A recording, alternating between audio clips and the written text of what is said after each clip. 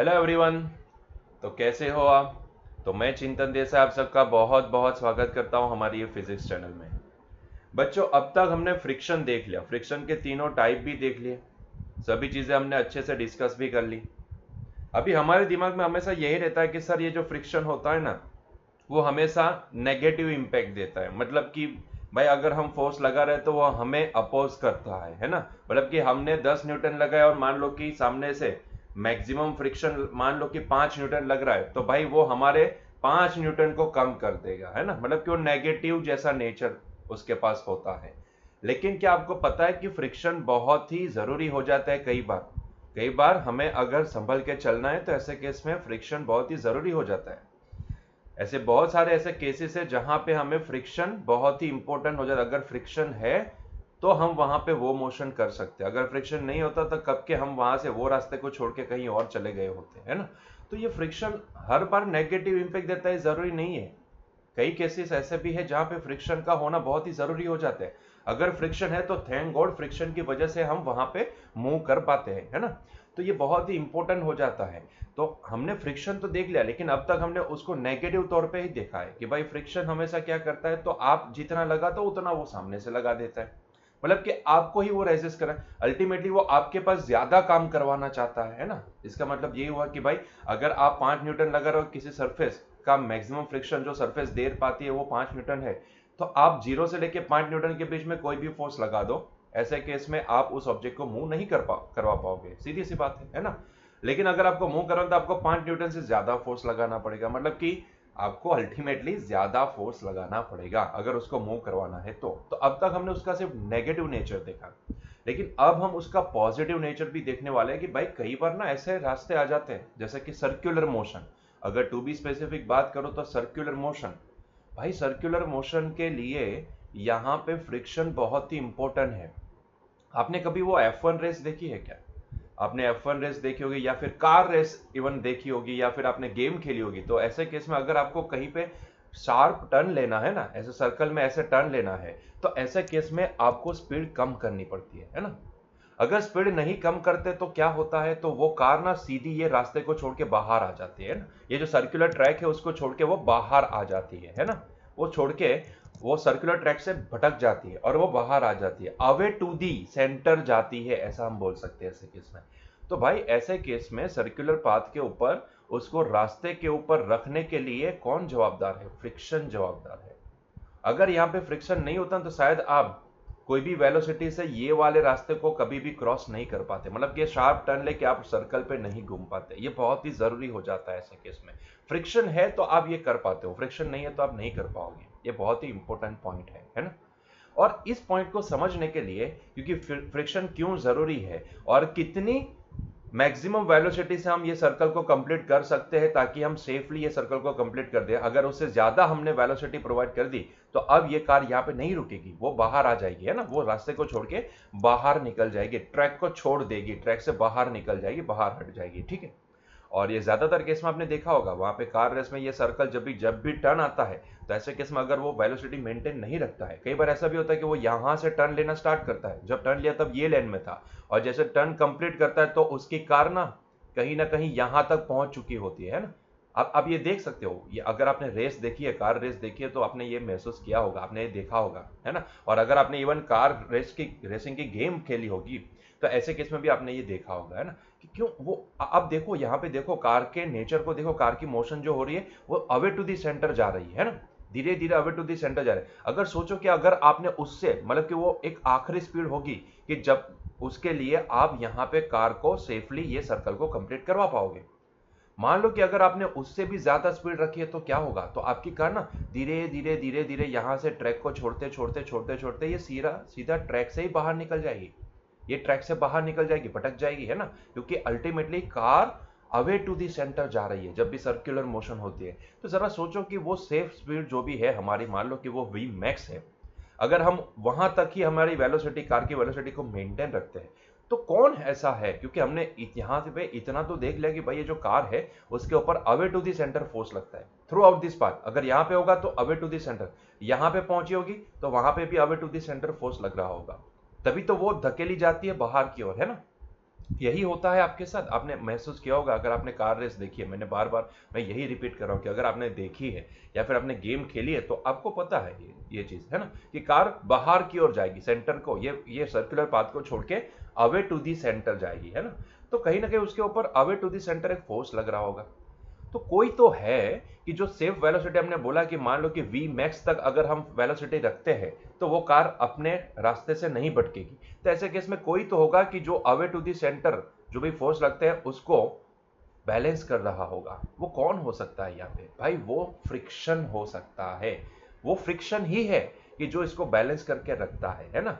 अभी देखो, मैं इसको थोड़ा अलग से आपको समझाने की कोशिश करूंगा, क्योंकि आपके एनसीईआरटी की किताब में ना इसको सेंट्रीपिटल फोर्स से समझाया गया है, लेकिन मैं आपको सेंट्रीपिटल फोर्स से नहीं, मैं आपको सेंट्रीफ्यूगल फोर्स से समझाने की कोशिश करूंगा, तो आपको आसानी से समझ में आएगा। कई बार होता क्या है कि अच्छे से समझने के लिए सेंट्रीपिटल फोर्स को ना देख के सेंट्रीफ्यूगल फोर्स को देखना जरूरी हो जाता है। अब इन दोनों में अंतर क्या है? अंतर इतना ही है कि भाई centripetal force towards the centre लगता है एंड सेंट्रीफ्यूगल फोर्स वो अवे टू द सेंटर लगता है। बाकी दोनों के मैग्नीट्यूड सेम होते हैं। आपको पता है ना कि कोई भी फोर्स पैर में एग्जिस्ट करता है ना। कोई भी फोर्स पैर में एग्जिस्ट करता है, अकेले फोर्स का कोई अस्तित्व नहीं है। तो अगर मैंने बोला कि कोई एक सर्कुलर मोशन कर रहा है, जैसे कि मैंने मान लो कि एक थ्रेड के साथ मैंने एक बॉब को ऐसे कनेक्ट कर दिया है, ऐसे अटैच कर दिया, और मैं इसको ऐसे सर्कल में घुमा रहा हूं, तो ऐसे केस में आप महसूस कर पाओगे, अगर आप ग्राउंड से देख रहे हो, अगर आप ग्राउंड से देख रहे हो, देखो यहां पे सिर्फ नजरिया, सिर्फ यहां पे ऑब्जर्वेशन का है। आप कहां से, कौन सी फ्रेम से ऑब्जर्व करो, बस उतना ही है। जैसे ही आप ग्राउंड से देख रहे हो, तो ग्राउंड से देखने के ऊपर देखने पे आपको क्या पता लगेगा? आपको ये पता लगेगा कि भाई ये जो बॉब है ना, उसको टूवर्ड्स द सेंटर, क्योंकि हमें पता है कि टेंशन हमेशा away to the contact point लगता है, तो उसको एक टेंशन जैसा कोई एक फोर्स है कि जो इसको ये टूवर्ड्स द सेंटर बांधे रखा है, और इसीलिए ये बॉब जो भी है, वो बॉब यहाँ पे सर्कुलर मोशन कर पाता है ना। तो यहाँ पे ये जो टी है ना, वो उसको सेंट्रीपिटल फोर्स प्रोवाइड करने की कोशिश करेगा। तो यहाँ पे जो टी का रोल है, वो टी का रोल हम इसको लिखेंगे क्या? M v square by r. ना मत बोलिएगा, मान लो कि इसकी रेडियस आर है तो ये m v square by r के बराबर होगा। ये ना मत बोलिएगा, क्योंकि आपको पता है, हमने यूनिफॉर्म सर्कुलर मोशन में ये पॉइंट चर्चा की है कि सेंटर की ओर कौन सा एक्सीलरेशन लगता है, कितना एक्सीलरेशन लगता है, सेंट्रीपिटल एक्सीलरेशन, जिसको हमने बोला था वी स्क्वायर बाई आर के बराबर। अगर फोर्स एम ए के बराबर है तो ये m v square by r हो जाएगा। That you already know, centripetal force कितना होता है, m v square by r के बराबर, ठीक है। लेकिन ये कहां से हमने ऑब्जर्व किया? हमने बाहर से, ग्राउंड से ऑब्जर्व किया। लेकिन सोचो जरा, अगर मैं ऑब्जर्वर हूं और मैं अब कहां जाके बैठ जाता हूं? यही बॉब के ऊपर बैठ जाता हूं। मान लो अभी मैं बॉब के ऊपर बैठ गया, तो ऐसे केस में मुझे क्या नजर आएगा पता है? अब मुझे ना सेंटर से अवे फोर्स लगना स्टार्ट हो जाएगा। मुझे ऐसा लगेगा कि भाई मुझे कोई बाहर की ओर धक्का लगा रहा है, मुझे कोई बाहर की ओर धकेल रहा है। तो ऐसे केस में ये जो फोर्स आया ना, इसको बोला जाता है सेंट्रीफ्यूगल फोर्स। ये कौन सा है? Centripetal force. और ये कौन सा है? सेंट्रीफ्यूगल फोर्स, ठीक है। दोनों के मैग्नीट्यूड कितने? सेम। अगर आप इसको एफसी से डिनोट करते हो तो मैं इसको एफसी डैश से डिनोट करूंगा, क्योंकि उसकी डायरेक्शन सिर्फ अपोजिट है, बाकी मैग्नीट्यूड तो उतना ही होगा, m v square by r के बराबर, है ना। तो आप यहां पे समझ सकते हो कि भाई जैसे ऑब्जर्वर ने अपना लोकेशन चेंज कर दिया, अगर ऑब्जर्वर ग्राउंड से ऑब्जर्व कर रहा था तो उसको ये सेंट्रीपिटल फोर्स जैसा दिख रहा था, है ना। ये जो फोर्स लग रहा था, टेंशन वाला फोर्स, वो सेंट्रीपिटल लग रहा था। लेकिन जैसे वो ऑब्जर्वर यहाँ पे बॉब के ऊपर जाके बैठ गया, तो अब उसको क्या महसूस होगा कि भाई उसको कोई बाहर की ओर धकेल रहा है। और ये बात सही भी है। आप कहीं अगर आपने देखा है, अगर आपने महसूस किया है, अगर आपने वो टोरा टोरा नाम की एक राइड आती है ना, मेले में गए हो, फन फेयर में गए हो, तो वहां पे आपने देखा होगा टोरा टोरा नाम की एक राइड आती है। उसके अंदर अगर आप बैठे हो तो जैसे वो घूमता है ना सर्कल में, वैसे वैसे आपको away to the centre force लगता है, आप बाहर की ओर धकेले जाते हो। आपने महसूस किया होगा, महसूस करना जरा, क्योंकि आप खुद ऑब्जर्वर हो और आप कहां जाके बैठे हो? अंदर ही, टोरा टोरा के अंदर जाके बैठे हो, है ना। टोरा टोरा की सीट के ऊपर बैठे हो, मतलब कि you are the observer and you are sitting on the seat of टोरा टोरा। तो ऐसे केस में आपको कौन सा फोर्स नजर आएगा? सेंट्रीफ्यूगल फोर्स नजर आएगा। लेकिन अगर आप बाहर से ही ऑब्जर्व करते हो तो उसको क्या लगेगा? जो बाहर से देख रहा है टोरा टोरा को, उसको ऐसा लगेगा अच्छा वो लोग सर्कल में घूम रहे हैं, क्योंकि उनको towards the centre centripetal force लग रहा है। तो सारा खेल ना यहाँ पे ऑब्जर्वेशन का है, आप कहां से ऑब्जर्व करते हो उस हिसाब से यहाँ पे फोर्स लगता है। अगर मैं ग्राउंड से ऑब्जर्व करता हूं तो मुझे सेंट्रीपिटल फोर्स दिखेगा, लेकिन अगर मैं वही ऑब्जेक्ट के ऊपर बैठ जाऊं जो यहाँ पे सर्कुलर मोशन कर रहा है और वहीं पे बैठ जाऊं, तो ऐसे केस में मुझे वो सेंट्रीफ्यूगल फोर्स लगेगा, सीधी सी बात है ना। लेकिन उसका मैग्नीट्यूड सेम ही होता है, उसका मैग्नीट्यूड सेम ही होता है, बस डायरेक्शन हमें अलग अलग महसूस होती है। तो यहाँ पे आपकी एनसीईआरटी की किताब में क्या ये पॉइंट समझ में आया? ठीक है, सेंट्रीपिटल एंड सेंट्रीफ्यूगल में क्या अंतर है? ठीक है, आप कब सेंट्रीपिटल लगाओ कब सेंट्रीफ्यूगल लगाओ वो आपके ऊपर डिपेंड करता है। ठीक है, आप कहां से ऑब्जर्व करते हो उसके ऊपर डिपेंड करता है। तो आपकी एनसीईआरटी की किताब में यहाँ पे ये जो दोनों केस, यहाँ पे जो सर्कुलर मोशन के रिलेटेड जहां पे फ्रिक्शन का बहुत बड़ा रोल है, जो फ्रिक्शन ही है जो इन दोनों को संभाले रखता है ऐसे ट्रैक के ऊपर और कार को सेफली मूव करवा पाता है, तो उसके लिए अगर समझना है तो आपकी एनसीईआरटी की किताब में उन्होंने सेंट्रीपिटल फोर्स का वहां पे जिक्र किया है, उन्होंने सेंट्रीपिटल फोर्स से उसको एक्सप्लेन किया है। लेकिन मैं ऐसा मानता हूं कि यहां पे अगर आपको अच्छे से समझना है तो सेंट्रीपिटल फोर्स ना देख के आप उसको सेंट्रीफ्यूगल फोर्स की तरह महसूस करो, तो आपको आसानी से समझ में आएगी सारी चीजें। नहीं तो थोड़ा सा कंफ्यूजन आ जाएगा कि सर ये सेंटर की ओर लग रहा है और वही फ्रिक्शन है, और वहां पे आप बोल रहे हो कि वी मैक्स एक हद से ज्यादा नहीं बढ़ सकता, तो नहीं बढ़ सकता, तो ऐसे केस में क्या होगा, वो सारी चीजें समझनी है। तो ऐसे केस में आप क्या करो, आप ग्राउंड से ऑब्जर्व मत करो ऐसे केस को, आप इसको सेंट्रीफ्यूगल फोर्स से ऑब्जर्व करो। और मतलब कि आप कहां जाके बैठ जाओ, ये कार के ऊपर, जैसे कि ये कार है, मान लो कि अभी उसकी वेलोसिटी v है और आप ऑब्जर्वर बन के उसी कार के ऊपर बैठ चुके हो। ठीक है, तो now you are sitting on this car, यहां पे देखोगे तो आप ऐसे बैठ चुके हो, कार के ऊपर बैठ चुके हो। ठीक है, और आप कार के ऊपर बैठ के ये सारी चीजें ऑब्जर्व कर रहे हो, तो आपको क्या दिखेगा? तो ऐसे केस में क्योंकि हमें पता है कि अब इसके ऊपर मतलब कि आपके ऊपर, आप ऑब्जर्वर हो तो आपके ऊपर सेंट्रीफ्यूगल फोर्स लगना स्टार्ट हो जाएगा। ठीक है, तो कहानी कुछ ये चल रही है कि भाई कोई भी अगर ऑब्जेक्ट सर्कुलर मोशन कर रहा है तो कहीं ना कहीं उसके ऊपर, अगर आप ऑब्जर्वर बन के ग्राउंड से देखते हो तो उसके ऊपर सेंटर की ओर सेंट्रीपिटल फोर्स लगता है, क्योंकि उसको सेंटर की ओर एक एक्सीलरेशन लगेगा, दैट इज द v²/r। लेकिन अगर आप ऑब्जर्वर बन के उसी के ऊपर बैठ जाते हो, कार के ऊपर बैठ जाते हो, तो नाउ वो जो फोर्स लगेगा वो अब सेंट्रीपिटल फोर्स बन जाएगा, है ना, और वो हमेशा अवे टू दी सेंटर लगता है। मतलब कि मैं अगर यहां पे दिखाऊं तो ये फोर्स होगा सेंट्रीपिटल फोर्स, है ना, अवे टू दी सेंटर लगेगा। So this will be the centripetal force, जो हमेशा सेंटर से अवे लगता है, ये डायरेक्शन में लगेगा। ठीक है, तो ये होगा हमारा सेंट्रीपिटल फोर्स, जिसको मैं एफ सी डैश से डिनोट करता हूं। ठीक है, तो यहां पे देखो, यहां पे होगा क्या, क्योंकि आपको पता है कि भाई हालत ये है और आपको ये दिखेगा कि भाई सेंट्रीफ्यूगल फोर्स ये डायरेक्शन में लगेगा, एफ सी डैश ये डायरेक्शन में लगेगा, जिसका मैग्नीट्यूड कितना होगा, तो भाई mv²/r के बराबर। हमने मान लिया कि भाई अभी ये जो कार है जो ट्रैक के ऊपर जा रही है, वो कार की वेलोसिटी कितनी है, v के बराबर है, तो उसके ऊपर लगने वाला सेंट्रीफ्यूगल फोर्स कितना होगा, mv²।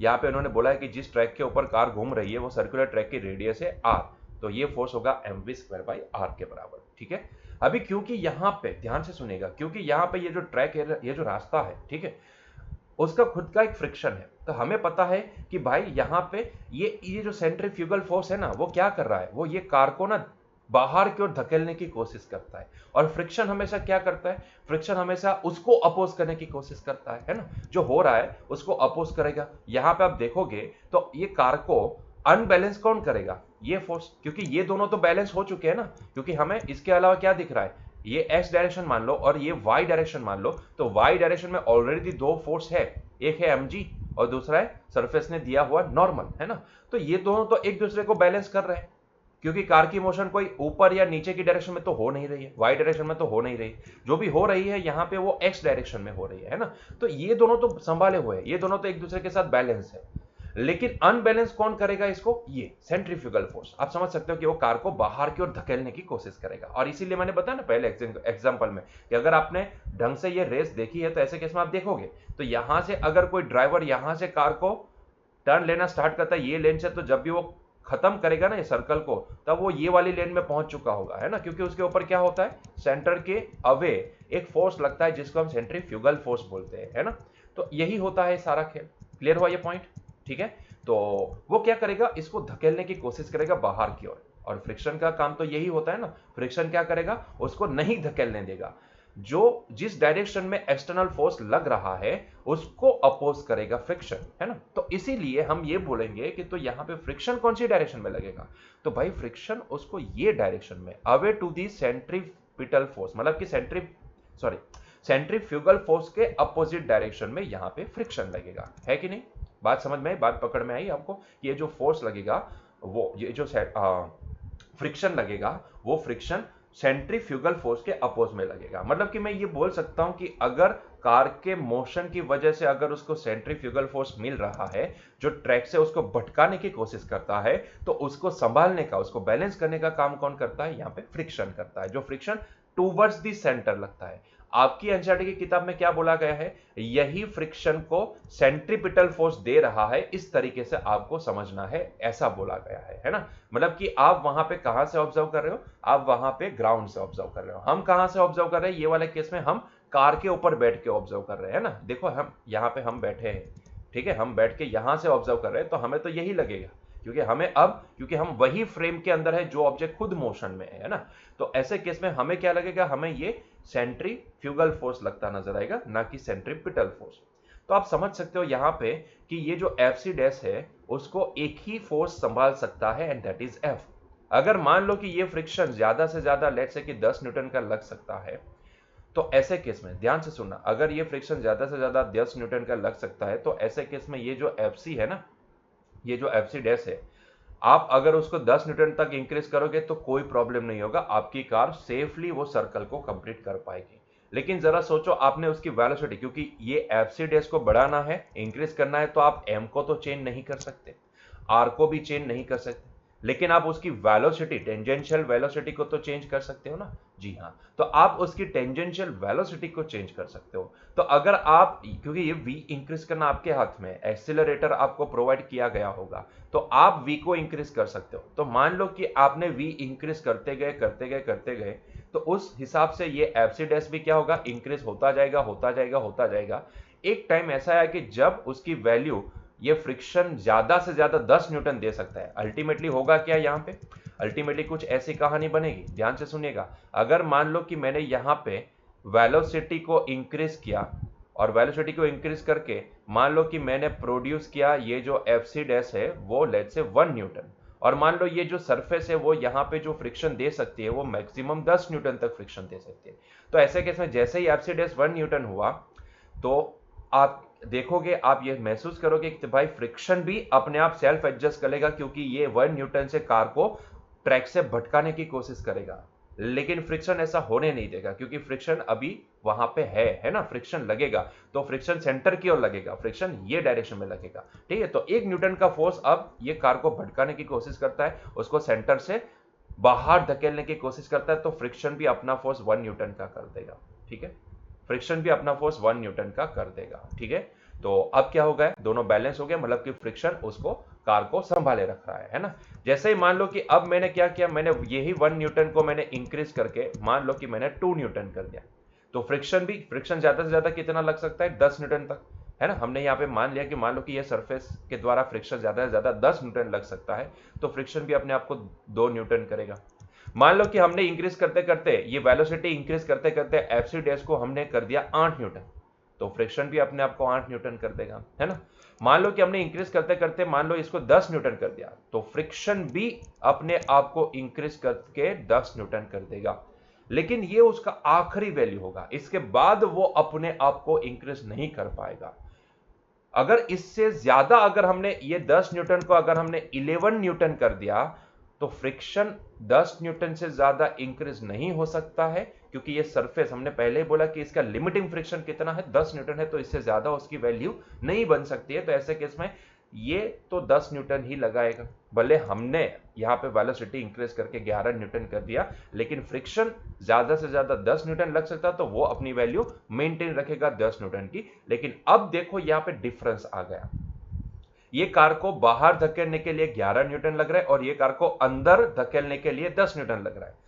मतलब कि हम ये बोल सकते हैं कि यहां पे अल्टीमेटली ये कार बाहर की ओर 1 न्यूटन के फोर्स से अब शिफ्ट होना स्टार्ट कर देगी, है ना, ड्रैग होना स्टार्ट कर देगी, मतलब कि वो धीरे धीरे धीरे धीरे सर्कल से बाहर जाना स्टार्ट कर देगी, ठीक है।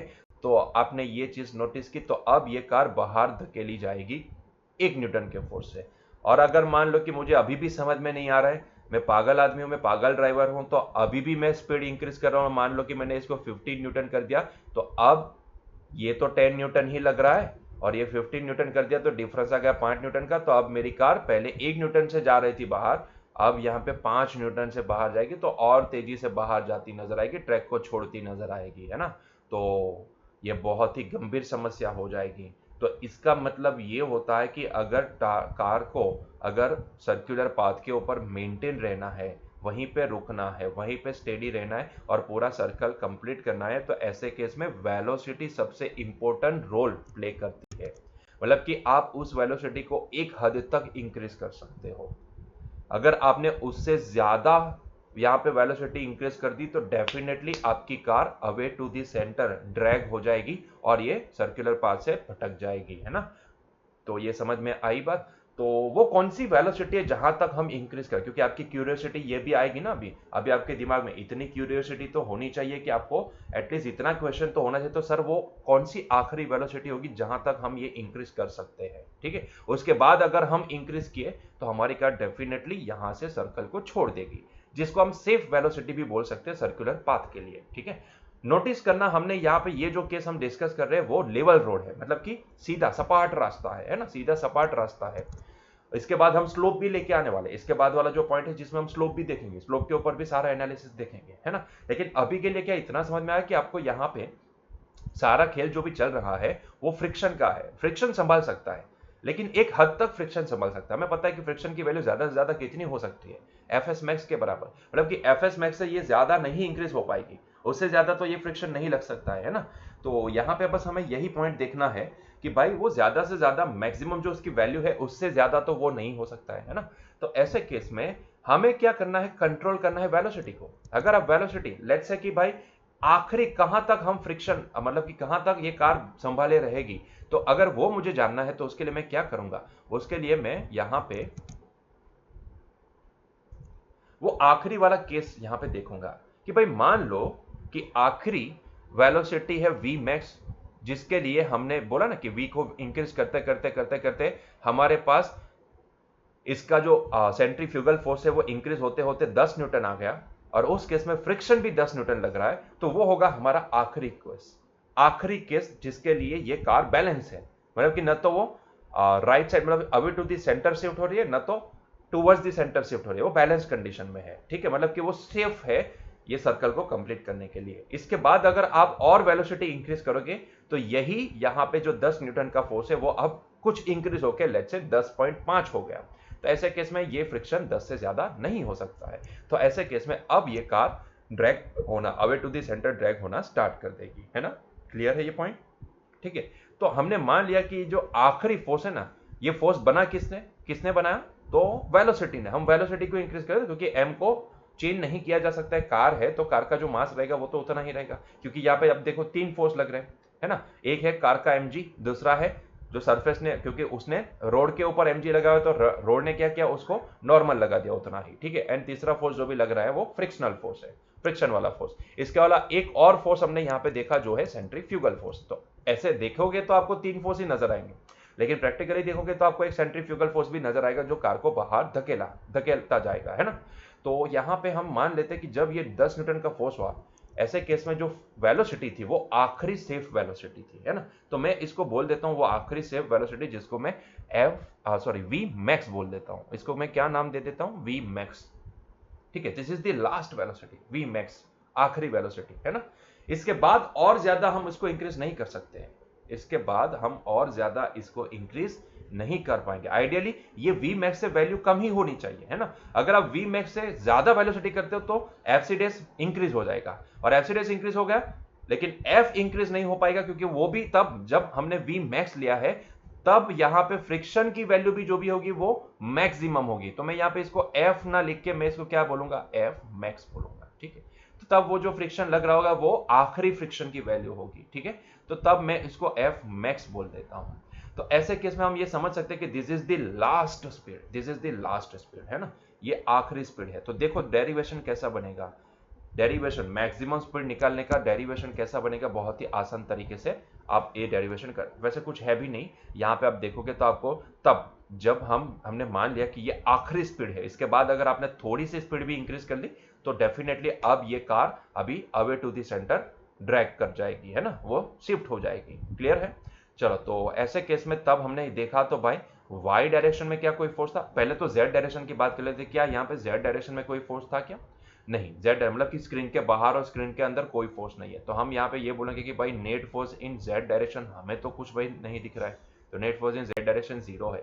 अच्छा, वाई डायरेक्शन में क्या हो रहा है, तो जरा देखो तो यहाँ पे वाई डायरेक्शन में जितना mg नीचे लगा रहा है, कार जितना mg जमीन को दे रही है, रोड को दे रही है, उतना ही रोड उसके ऊपर नॉर्मल लगा रहा है। मतलब कि मैं यहाँ पे ये बोलूंगा कि n इज इक्वल टू क्या है, mg, मतलब कि n mg को संभाले रखा है ना, n mg को संभाले रखा है। मतलब कि मैं यहाँ पे ये बोल सकता हूँ कि net force in y direction भी तब क्या है, उसके लिए 0 है। ठीक है, बैलेंस है, net force in y direction 0 है,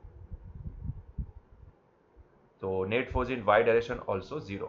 क्या आपने ये भी देखा कि ये आखिरी स्पीड के लिए जो भी यहां पे सेंट्रीफ्यूगल फोर्स बनेगा, ठीक है, उतना ही यहां पे मैक्सिमम फ्रिक्शन बन सकता था, तो फ्रिक्शन भी मैक्सिमम हुआ होगा। मतलब कि ये आखिरी केस है जिसके लिए फ्रिक्शन ये एफसी डेस को संभाले रखा है ना। उसके बाद अगर आपने थोड़ा सा भी वी इंक्रीज कर दिया तो अब ये एफ इंक्रीज नहीं कर पाएगा, ये फ्रिक्शन इंक्रीज नहीं कर पाएगा।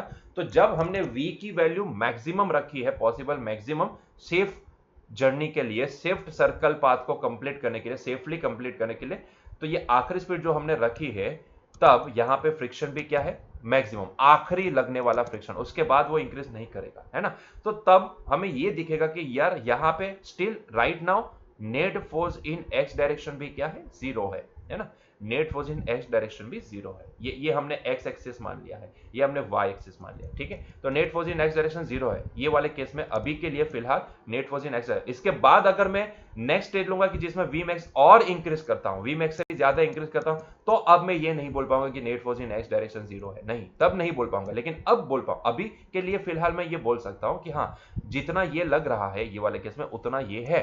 तो दोनों एक दूसरे को कैंसिल कर देंगे, मतलब कि दोनों एक दूसरे को संभाले रखेंगे। मतलब कि इसका पॉइंट मैं ये बोल सकता हूं, तब ये एफ मैक्स जो भी है वो m v square max divide by r के बराबर होगा। ठीक है, दोनों एक दूसरे को संभाले रखेंगे, है ना।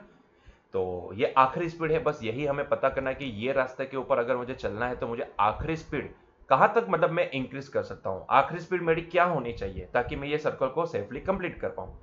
क्योंकि मुझे इतना तो पता, मैं ड्राइवर हूं तो मुझे इतना पता होना चाहिए कि भाई अगर मैंने इससे ज्यादा स्पीड बढ़ा दी तो यहाँ पे क्या होगा, मेरी कार ना ये सर्कल को छोड़ के बाहर निकल जाएगी, है ना, ये ट्रैक को छोड़ देगी, धीरे धीरे धीरे धीरे सर्कल को छोड़ देगी, है ना।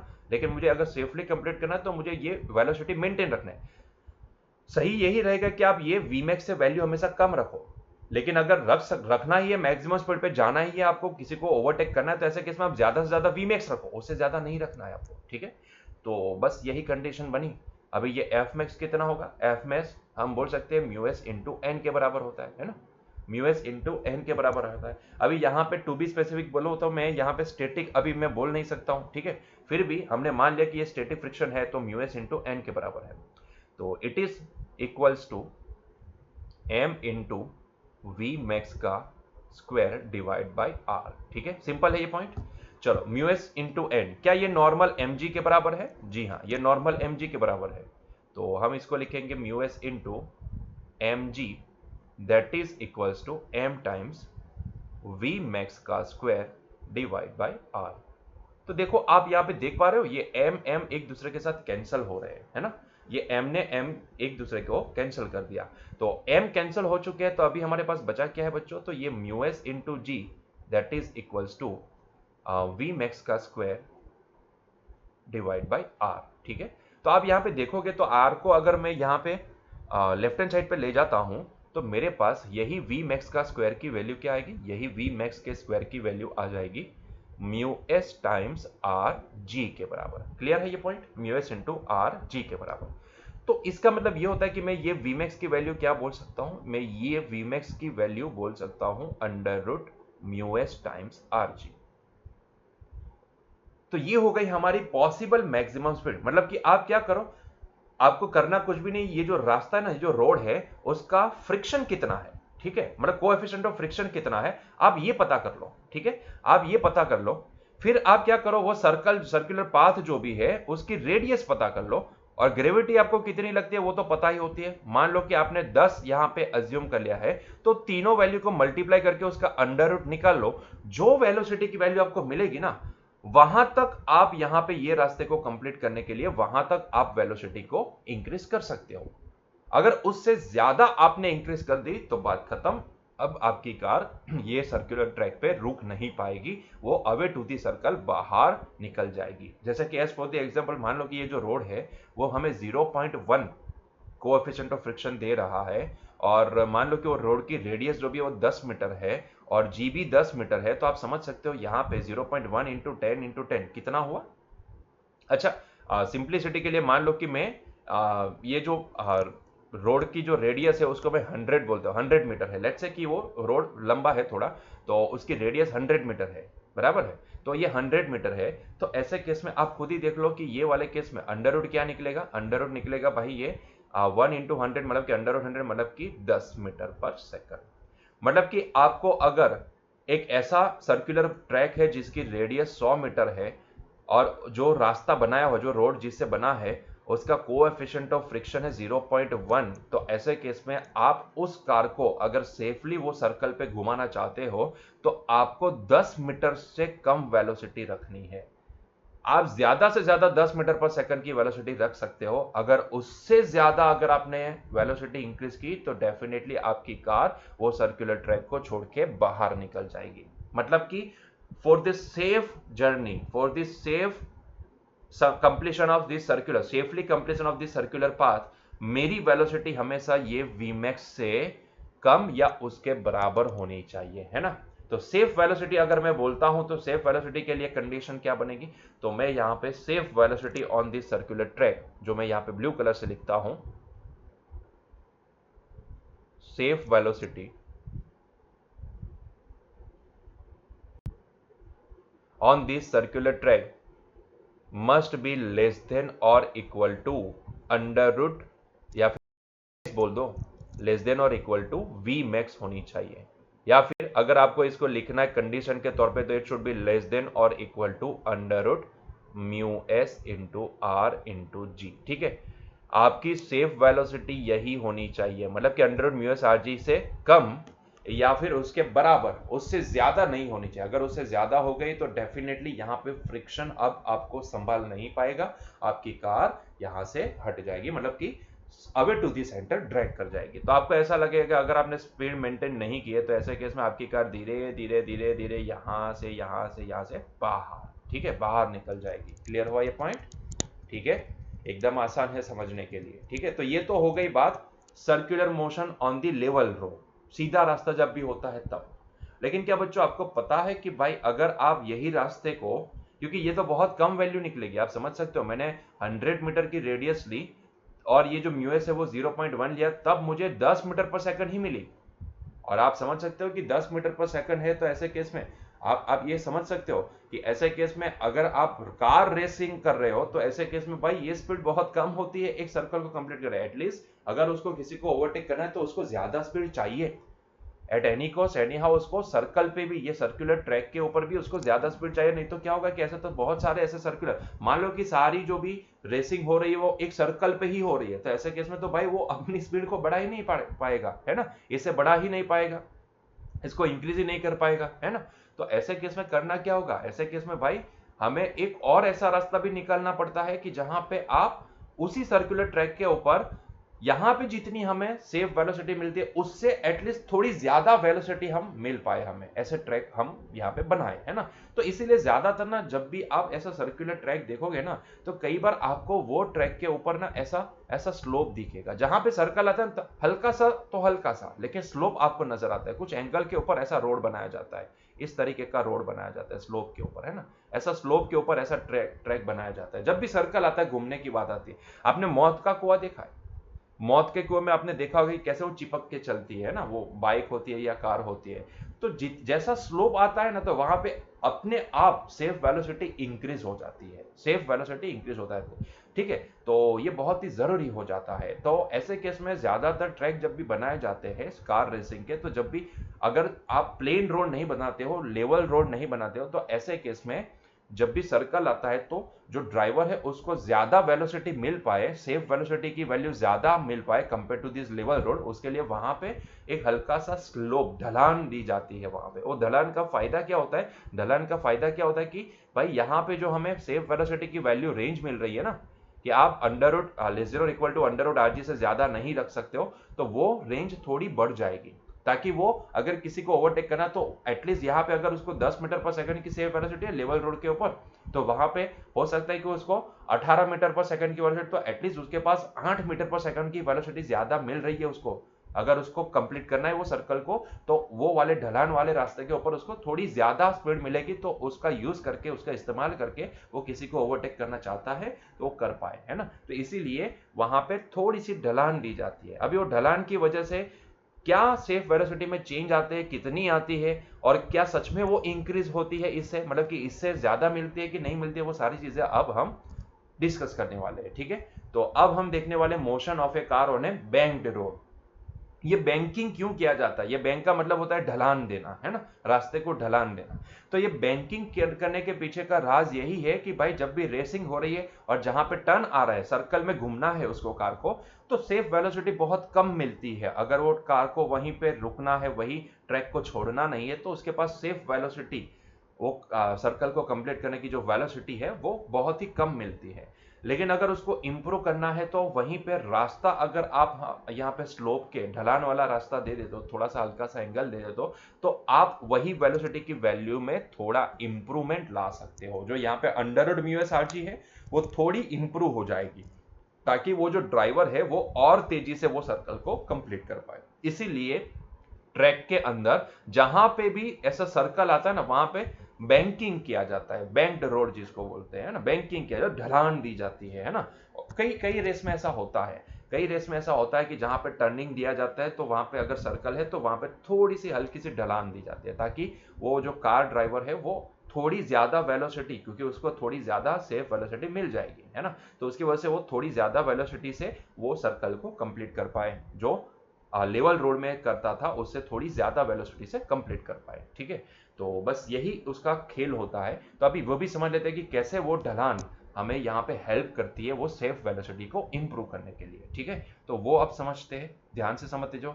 यहाँ पे भी मैं वही इस्तेमाल करूंगा, सेंट्रीपिटल फोर्स नहीं, सेंट्रीफ्यूगल फोर्स से इसको समझने की कोशिश करेंगे, ठीक है।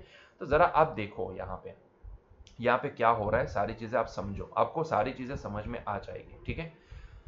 तो यहाँ पे आप देख रहे हो कि यहाँ पे इसको mg नीचे की डायरेक्शन में लग रहा है, ये सारे फोर्स यहाँ पे दिखाए गए हैं, ये सारे फोर्स आपको यहाँ पे दिखाए गए हैं, ठीक है।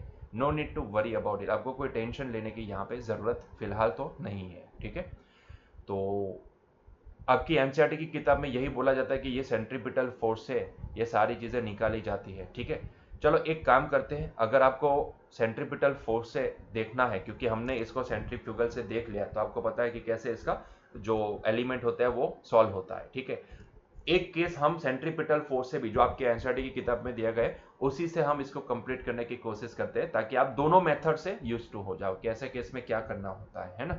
अगर सेंट्रीपिटल फोर्स से आप अगर यहाँ पे कहानी लिखते हो तो ऐसे केस में, क्योंकि आपको एनसीईआरटी की किताब में जो दिया गया है वही लिखना होता है, तो ऐसे केस में हम, नहीं तो क्या होगा कि मुझे यहाँ पे mv²/r एक्चुअल में मुझे ये डायरेक्शन में दिखाना पड़ेगा, और उसके दो कंपोनेंट निकलेंगे, ये थीटा है तो ये भी थीटा है, तो एक कंपोनेंट ये डायरेक्शन में, एक कंपोनेंट इसके दो कंपोनेंट मिल जाएंगे, एक कंपोनेंट ये डायरेक्शन में आएगा, ठीक है। तो ये दो कंपोनेंट मेरे पास निकल के आएंगे, ठीक है। तो इस तरीके से मुझे आगे बढ़ना पड़ेगा, ठीक है। तो ये सारी चीजें मुझे मतलब कि सॉल्व करनी पड़ेगी। तो उससे अच्छा है कि आपकी एनसीईआरटी की किताब में जिस तरीके से इसको सॉल्व किया गया उसी को हम यहाँ पे फॉलो करते हैं, ठीक है। तो जरा ध्यान से देखो कि ये कार है, अभी कार का mg कोई एंगल पे तो जाएगा नहीं, आप समझ सकते हो, कार का mg तो हमेशा towards the centre of the earth लगता है, तो कार का mg तो हमेशा यही डायरेक्शन में लगेगा, है ना। तो कार का mg लग रहा है ये नीचे की डायरेक्शन में। अभी लेकिन नॉर्मल हमेशा क्या होता है, perpendicular to the contact surface लगता है। तो भाई देखो ये कॉन्टेक्ट सरफेस है, उसके परपेंडिकुलर नॉर्मल लग रहा है ना, तो नॉर्मल एक्चुअल में कहां लगेगा, नॉर्मल एक्चुअल में यहाँ पे सरफेस के परपेंडिकुलर लगेगा, जहां पे कांटेक्ट हो रहा है ना, ये ढलान वाली सरफेस है उसके परपेंडिकुलर लगेगा। तो आप देखो यहाँ पे ये नॉर्मल लगा है ना, लेकिन जरा देखो तो ये नॉर्मल, अगर मैं इसको वाई एक्सिस मान लेता हूं, तो नॉर्मल अगर मैं वाई एक्सिस है, तो नॉर्मल जो भी फोर्स लग रहा है वो परपेंडिकुलर एक्सिस से कुछ एंगल पे है, और अगर वो परपेंडिकुलर एक्सिस से कुछ एंगल पे होगा तो उसके दो कंपोनेंट आएंगे। इसका एक कंपोनेंट जो हमें दिखाया गया है वो है यहाँ पे n cos थीटा, है ना, तो ये एक कंपोनेंट हो गया जो है n cos थीटा, और ये दूसरा कंपोनेंट है उसका जो है n sin थीटा, है ना, क्योंकि जब भी नॉर्मल एक फोर्स है ना और वो वेक्टर क्वांटिटी है, तो अगर कोई वेक्टर हमारे पास एंगल पे आता है, जैसे कि आप देखो ये नॉर्मल फोर्स जहां पे लग रहा है, क्योंकि वो तो हमेशा away to the contact surface लगता है, तो ये हो गई हमारी स्लोप वाली कॉन्टेक्ट सरफेस, तो उसके परपेंडिकुलर लगेगा। mg towards the centre of the earth सीधा नीचे लगेगा, है ना। लेकिन नॉर्मल तो हमेशा, नॉर्मल हमेशा, इसीलिए तो उसको नॉर्मल बोला जाता है ना, वो हमेशा परपेंडिकुलर होता है कॉन्टेक्ट सरफेस के, तो इसीलिए ये सरफेस के वो परपेंडिकुलर लगा। लेकिन जब भी वो परपेंडिकुलर लग रहा है तो हमने देखा कि भाई ये एंगल पे आ रहा है, कितने एंगल पे, थीटा। तो हमें पता है कि भाई अगर ये एन थीटा एंगल पे है तो उसके दो कंपोनेंट, इसको रिजोल्व करोगे तो दो कंपोनेंट मिलेंगे, एक पास वाला मतलब कि एन कॉस थीटा, और दूसरा सामने वाला मतलब कि ये एन साइन थीटा। तो एन साइन थीटा की डायरेक्शन ये आई, ठीक है। उसी तरीके से जब हमने फ्रिक्शन देखा, क्योंकि फ्रिक्शन तो इस डायरेक्शन में लगेगा ना, फ्रिक्शन तो रोड के साथ लगता है, तो ये डायरेक्शन में लगेगा फ्रिक्शन, तो फ्रिक्शन ये डायरेक्शन में लगेगा नीचे की ओर, है ना, रास्ते में स्लोप ढलान जो भी है उसकी ढलान की नीचे की ओर लगेगा।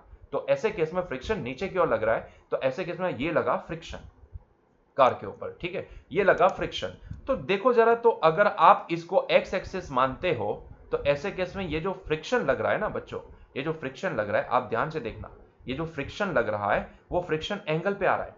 अगर वो फ्रिक्शन एंगल पे आता है तो उसके भी दो कंपोनेंट आते हैं, उसको अगर आप रिजोल्व करोगे तो उसके भी दो कंपोनेंट आएंगे, ठीक है। तो यहां पे इसका पहला कंपोनेंट जो एक्स एक्सिस वाला कंपोनेंट है वो है यहां पे एफ कॉस थीटा, और दूसरा जो कंपोनेंट है जो ये डायरेक्शन में लग रहा है वो है एफ साइन थीटा, है ना। तो इसके भी दो कंपोनेंट आएंगे, एक कंपोनेंट आया ये पास वाला, अगर फ्रिक्शन एंगल पे आ चुका है, अगर हम इसको एक्स एक्सिस माने हैं तो ऐसे केस में फ्रिक्शन एंगल पे है, थीटा एंगल पे है, ये डायरेक्शन में लग रहा है ना। तो ये एंगल पे आ चुका है एक्स एक्सिस के साथ, ये देखो ये एंगल पे आ चुका है, और वो एंगल कितना है, तो भाई जितना ये थीटा होता है उतना ही ये एंगल बनेगा, है ना, उतना ही ये एंगल बनेगा। आप समझ सकते हो, ये मुझे बताने की जरूरत नहीं, ये जेड बनेगा, देखो ये जेड बना, है ना। तो ये एंगल अगर थीटा है तो ये एंगल भी कितना होगा, थीटा होगा, मैथमेटिक्स में आप पढ़ चुके हो, ये जेड बन रहा है ना। अब आप बोलोगे सर ये एंगल थीटा कैसे बना, तो भाई बहुत ही आसान है, आपको ये तो समझना कि ये एंगल थीटा क्यों बना, है ना, फ्रिक्शन वाला एंगल थीटा क्यों बना, क्योंकि ये जेड बन रहा है, ये थीटा है तो ये जेड बनेगा, तो ये एंगल भी थीटा बनेगा, ठीक है। चलो इतना समझ में आ चुका है कि भाई ये एंगल थीटा हुआ, फ्रिक्शन थीटा एंगल पे आया है, ठीक है, तो ये तो समझ में आ चुका है। अगर ये थीटा है तो आप समझ सकते हो कि ये दोनों परपेंडिकुलर है, देखो, है ना। तो अगर ये थीटा है तो ये कितना हो सकता है, 90 माइनस थीटा। और अब इसको देखो, अगर ये दोनों परपेंडिकुलर है और ये 90 माइनस थीटा है तो ये कितना होगा, थीटा ही होगा ना, सीधी सी बात है ना। क्लियर हुआ कि नहीं हुआ, ये पॉइंट क्लियर हुआ। तो क्या आपको ये समझ में आया कि अगर ये थीटा है, इफ दिस इज थीटा, तो क्योंकि ये दोनों परपेंडिकुलर दिख रहे हैं, इसका मतलब ये भाई ये एंगल कितना होना चाहिए, 90 माइनस थीटा। और अगर आप सिर्फ ये दोनों को देखते हो तो ये भी एक दूसरे के परपेंडिकुलर है, तो ऐसे केस में अगर ये 90 माइनस थीटा है तो ये कितना होगा, थीटा होगा, इसीलिए मैंने वो थीटा लिखा। क्लियर है, क्लियर है। तो देखो एफ के मतलब कि यहां पे फ्रिक्शन के भी दो कंपोनेंट मिले, ये हो गई पास वाली बाजू मतलब कि वो एफ कॉस थीटा बन गई, और ये हो गई सामने वाली मतलब कि ये एफ साइन थीटा बन गई। क्लियर हुआ, क्लियर हुआ। तो हमने सारे फोर्स को रिजोल्व कर दिया।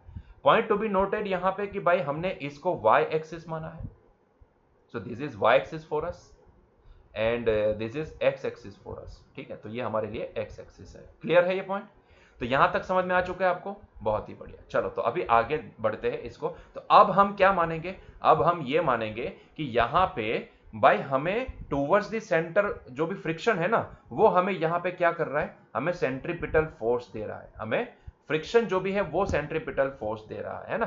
तो हमें ये जो फ्रिक्शन है वो सेंट्रीपिटल फोर्स देगा। नहीं समझ में आता है तो भाई अगर सेंट्रीफ्यूगल फोर्स से आपको देखना है तो मुझे कोई प्रॉब्लम नहीं है, सेंट्रीफ्यूगल फोर्स से भी आप देख सकते हो, ठीक है। चलो सेंट्रीफ्यूगल फोर्स से देखना है तो उसके लिए नहीं तो आप बोलो कि सर थोड़ा कंफ्यूजन हो रहा है, सेंट्रीफ्यूगल फोर्स से समझाओ ना, ठीक है। तो चलो मैं सेंट्रीफ्यूगल फोर्स से समझाता हूँ। तो मान लो कि ये आदमी जो भी है वो कार के ऊपर बैठा है, ठीक है, मतलब कि you are the observer and you are sitting on the car. तो आप समझ सकते हो कि अगर ये कार सर्कुलर मोशन करे, क्योंकि उसका ट्रैक ऐसा होगा ना, ऐसा ट्रैक होगा, लेकिन वो स्लोप के ऊपर है, लेकिन ट्रैक तो होगा ऐसा, ठीक है। तो ऐसा ट्रैक होगा, तो ऐसे केस में आप समझ सकते हो कि इसका ट्रैक का सेंटर कहीं यहां पे लोकेटेड होगा, ठीक है। तो ऐसे केस में इसको सेंट्रीफ्यूगल फोर्स कौन सी डायरेक्शन में लगेगा, ये डायरेक्शन में लगेगा, सेंट्रीफ्यूगल फोर्स ये डायरेक्शन में लगेगा, है ना। तो ऐसे केस में ये बोल सकता हूं कि अगर मैं ऑब्जर्वर हूं, मैं यहां पे बैठा हूं और कार के ऊपर बैठ के ऑब्जर्व करता हूं, तो अब मुझे कार के अवे टू दी सेंटर एक सेंट्रीफ्यूगल फोर्स लगता नजर आएगा, जिसको मैं एफ सी डैश बोलूंगा।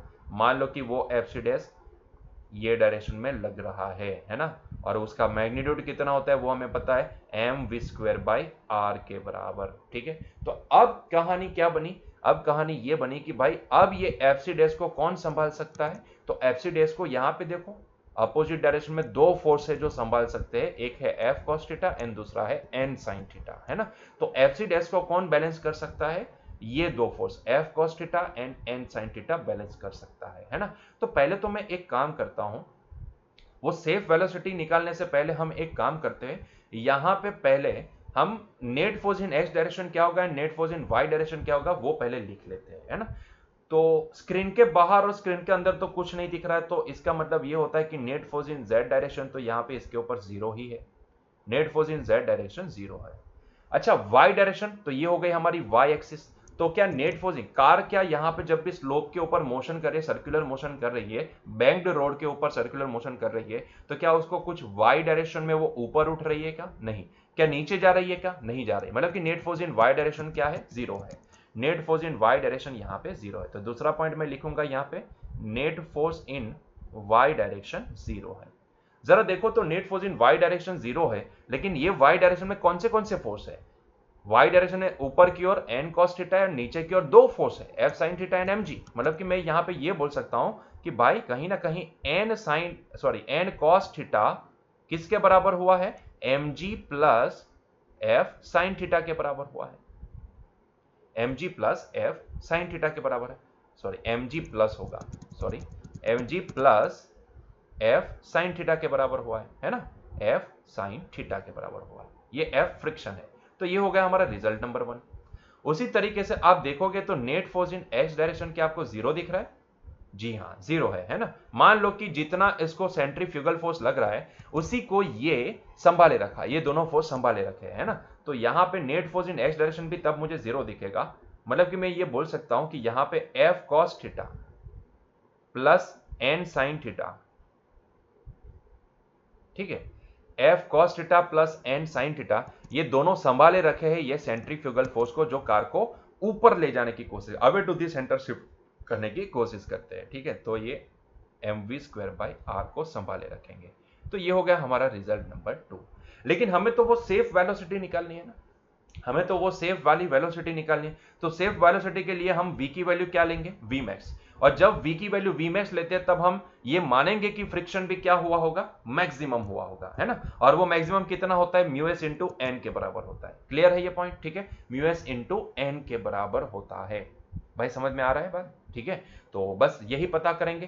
तो फॉर सेफ वेलोसिटी मैं यहां पे क्या करूंगा, let for safe velocity to calculate the safe velocity, for calculating नहीं, टू कैलकुलेट सेफ वेलोसिटी ऐसा हम लिखेंगे। सो टू कैलकुलेट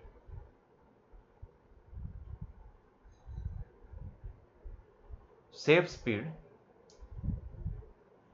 लेट मैं यहां पे v is equals to we max place करने वाला हूं, let v is equals to we max as well as उस टाइम पे फ्रिक्शन जो भी होगा वो भी आखिरी फ्रिक्शन की वैल्यू मतलब कि एफ मैक्स होगा, है ना, जिसको हम क्या बोलेंगे, mu S into n consider करेंगे। तो अब यही दो वैल्यू अगर मैं रिजल्ट नंबर 1 और 2 में प्लेस कर देता हूं, तो बच्चों मुझे अभी फ्रॉम रिजल्ट नंबर 1 मुझे एक और रिजल्ट मिल जाएगा। सो फ्रॉम रिजल्ट नंबर 1 अब मेरे लिए ये वैल्यू क्या हो जाएगी, तो n cos theta plus m g, f की जगह पे एफ मैक्स लिखना पड़ेगा मुझे, तो एफ मैक्स साइन थीटा, ठीक है। और फर्दर ये एफ मैक्स की वैल्यू क्या है, तो ये एफ मैक्स की वैल्यू हम निकाल चुके हैं, वो है म्यू एस इंटू एन के बराबर, तो ये एम जी प्लस इसको मैं लिखूंगा mu S into n sin theta.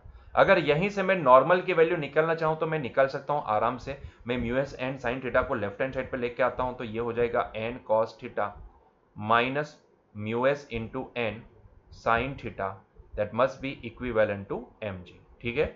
चलो अब यहां से आप n को कॉमन ले सकते हो, तो n की वैल्यू क्या मिलेगी, n को कॉमन लोगे तो यहाँ पे cos theta minus mu s sin theta हो जाएगा, और वो पूरा ब्रैकेट mg के डिनोमिनेटर में चला जाए तो ये हो जाएगा mg upon cos theta minus mu s sin theta, ठीक है।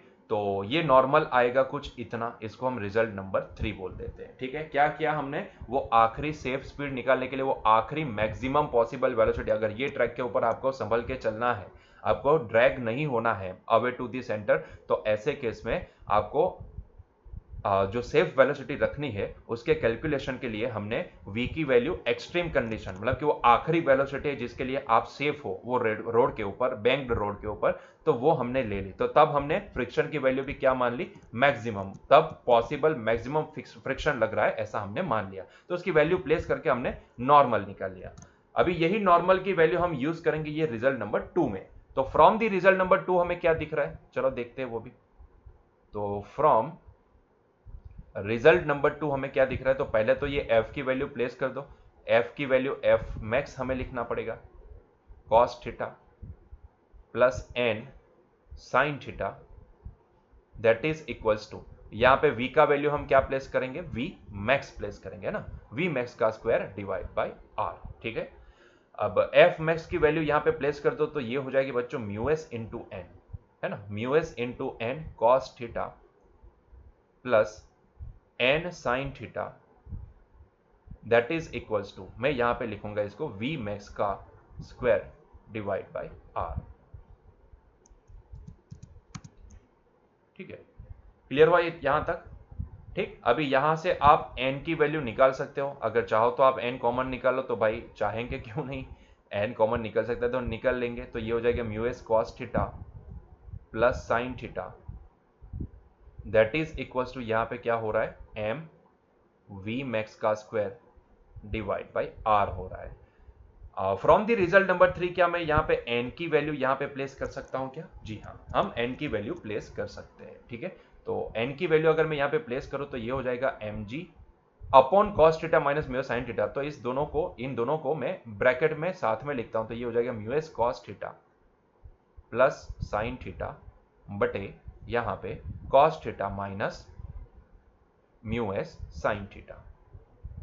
ठीक है, ठीक है, तो it is equivalent to m v max का स्क्वायर डिवाइड बाय r। ज्यादा इसको लंबा खींचना नहीं है हमें, m को कैंसिल हो जाएगा, तो m को छम्मा छम्मा कर दिए, r को वहां पे ले गए, तो r अभी ये हो जाएगा v मैक्स का square that is equals to r into g into sin theta पहले लिखता हूं, तो ये sin theta plus mu s cos theta divide by cos theta minus mu s sin theta. ठीक है, तो अब देख सकते हो कि यहां पे तो अब हमें v मैक्स का वैल्यू कितना मिला, अंडर रूट में एक बड़ा सा अंडर रूट, ठीक है, बड़े से अंडर रूट में हम इसको लिखेंगे r into g into sin theta plus mu s cos theta divide by cos theta minus mu s sin theta. ठीक, तो ये आ गई हमारे पास पॉसिबल v मैक्स की वैल्यू। मतलब कि अगर मुझे लिखना है कि सेफ स्पीड, यहां पे अगर सेफ स्पीड रखनी है तो सेफ स्पीड कितनी होनी चाहिए, safe speed v must be less than और इक्वल टू v मैक्स होनी चाहिए, है ना। अभी यहां पे मैं पूरी वैल्यू तो नहीं लिखूंगा क्योंकि अंडर रूट में बड़ी सी वैल्यू, जगह कम है, तो आप समझ सकते हो कि v मैक्स की जितनी वैल्यू है उससे कम होनी चाहिए। लेकिन जो मुझे आपको समझाना है वो यहां पे समझो, यहां पे आप वैल्यू को ध्यान से देखो, ये क्या आई, rg इंटू समथिंग वन, बड़ी सी टर्म आई, और वो बड़ी टर्म में देखो न्यूमरेटर में एडिशन हो रहा है और डिनोमिनेटर में सब्ट्रैक्शन हो रहा है। आप समझ सकते हो कि अगर डिनोमिनेटर सब्ट्रैक्शन मतलब कि वैल्यू कम हो रही है, जितना डिनोमिनेटर कम होता जाएगा उतनी वैल्यू इंक्रीज होती जाएगी, है ना। आप समझ सकते हो भाई, 1/5 की वैल्यू ज्यादा होती है या 1/2 की वैल्यू ज्यादा होती है, 1/2 की वैल्यू ऑब्वियसली, है ना। 1/2 की वैल्यू ज्यादा, तो जितना डिनोमिनेटर छोटा होता जाता है उतनी वैल्यू इंक्रीज होती जाता है। यहाँ पे हो क्या रहा है, यहाँ पे एक तो न्यूमरेटर वाली टर्म ऐड हो रही है मतलब कि इंक्रीज हो रही है, और डिनोमिनेटर वाली डिक्रीज होती है, तो टोटल आंसर और इंक्रीज हो रहा है ना, और इंक्रीज हो रहा है। तो आप समझ सकते हो कि वहां पे क्या था, हमें मैक्स वेलोसिटी कितनी मिली थी, under root mu s r g, है ना, इतनी छोटी मिली थी, है ना। और यहां पे देखो एक्स्ट्रा टर्म ये भी आ गई है ना, और वो वैल्यू क्या कर रही है, अल्टीमेटली वी मैक्स की वैल्यू बढ़ा रही है, इंक्रीज कर रही है। और इसीलिए मैं अगर मैं वहां पे लेवल रोड को अगर बैंक रोड के साथ कंपेयर करता हूं तो ऐसे केस में सेफ वेलोसिटी बढ़ जाती है, ये वाली टर्म की वजह से। ये जो ब्रैकेट है ना, उसने सेफ वेलोसिटी को की वैल्यू को इंक्रीज कर दिया, बढ़ा दी उसको, है ना, बढ़ जाती है। यहां पे समझ में आ रहा है ये पॉइंट? यस और नो? ये समझ में आ रही है बात, पकड़ में आ रही है? ये बहुत ही इंपॉर्टेंट पॉइंट है, समझिए, ये पॉइंट बहुत ही इंपॉर्टेंट पॉइंट है ना। तो इसीलिए ज्यादातर सर्कुलर क्या होता है कि वहां पे अगर लेवल रोड पे अगर हमें सेफ वेलोसिटी मतलब कि पॉसिबल मैक्सिमम वेलोसिटी 10 मीटर पर सेकंड की मिल रही है, तो ये केस में हो सकता है कि हमें वही वेलोसिटी अगर मैं रोड को सिर्फ एंगल पे लेके आऊं, ठीक है, क्योंकि ये एंगल के ऊपर भी डिपेंड करता है, कोएफिशिएंट ऑफ फ्रिक्शन के ऊपर तो डिपेंड करता है, लेकिन साथ में ये एंगल के ऊपर भी डिपेंड करता है ना। अगर आपको इसको अच्छे से समझना है तो आप यहीं से साइन थीटा को कॉमन, सॉरी कॉस थीटा को कॉमन ले सकते हो, तो further you can write it as a tan theta के फॉर्म में भी आप इसका आंसर दे सकते हो, ठीक है। आप यहां से कॉस थीटा को कॉमन ले लो, ऊपर से एंड नीचे से अगर आप यहां पे कॉस थीटा को कॉमन लोगे तो further I can rewrite it as a v max की वैल्यू अब मैं क्या लिख पाऊंगा, अगर टेन थीटा के फॉर्म में लिखना है तो ऐसे केस में आप इसको लिख पाओगे आर इंटू जी इंटू, देखो कॉस को यहां से कॉमन लिए तो ये साइन अपॉन कॉस हो गया होगा, तो ये टेन थीटा लिखा जाएगा, तो ये हो जाएगा tan theta plus mu S, ठीक है, डिवाइड बाय यहां पे भी हम कॉस थीटा को कॉमन लेंगे तो ये हो जाएगा 1 minus mu S into tan theta. तो कहीं ना कहीं टेन थीटा के फॉर्म में आपको कुछ ऐसा दिखेगा। तो आप ध्यान से देखो, ये वीमैक्स की जो वेलोसिटी है ना, वीमैक्स की वैल्यू वो थीटा के ऊपर भी डिपेंड कर रही है ना। आप जिस तरीके से थीटा को सेट करते हो, रोड के लिए थीटा को सेट करते हो, उस हिसाब से यहाँ पे सारे खेल हो गए, ठीक है, क्लियर हुआ ये पॉइंट? ठीक है, तो थीटा के ऊपर भी डिपेंडेंट है। तो आप यहाँ पे देख सकते हो, आप ये महसूस कर सकते हो कि जी हाँ, यहाँ पे बात तो सही है कि भाई कंपेयर टू लेवल रोड, यहाँ पे बैंक रोड के ऊपर हमें थोड़ी ज्यादा सेफ वेलोसिटी मिल जाती है। और इसीलिए शायद हम जब भी रेस देखते हैं ना, तो वहां पे जो भी ऐसा जब भी टर्निंग आता है तो वहां पे हल्का सा ढलान आपको देखने को मिलता है, रोड के ऊपर हल्की सी ढलान दी जाती है ताकि वो जो ड्राइवर है वो उसको कंप्लीटली अपनी स्पीड को मेंटेन रखे हुए उसको कंप्लीट कर पाए, ठीक है, थोड़ी ज्यादा तेजी से कंप्लीट कर पाए। आफ्टर ऑल वहां पे रेसिंग का मतलब यही होता है किसी के आगे निकल जाना, इसके लिए आपको ये बहुत ही जरूरी हो जाता है। और बच्चों ये बहुत ही इंपॉर्टेंट है कि जैसे हम ढलान लेके आते हैं ना, तो वहां पे अगर एक बार फ्रिक्शन नहीं है ना, तब भी आप यहां पे सस्टेन कर पाओगे। अगर फ्रिक्शन नहीं लग रहा है तब भी आप अगर वेलोसिटी को मेंटेन रखते हो तो सस्टेन कर पाओगे। अगर ये वाले केस में मैं बोल दूं कि भाई मान लो कि रोड जो भी है वो फ्रिक्शन लेस है, तो 100% आप 2 मीटर पर सेकंड की वेलोसिटी, अरे 2 क्या 0.5 मीटर पर सेकंड की वेलोसिटी से भी अगर आप यहां पे ऐसे रोड को क्रॉस करेंगे, सर्कुलर रोड को, कि जहां पे फ्रिक्शन है ही नहीं, तो ऐसे केस में डेफिनेटली आपकी कार यहां से भटक जाएगी, अवे टू दी सेंटर ढकेली जाएगी, है ना। ये जो सेंट्रीफ्यूगल फोर्स है उसको डेफिनेटली ढकेल देगा।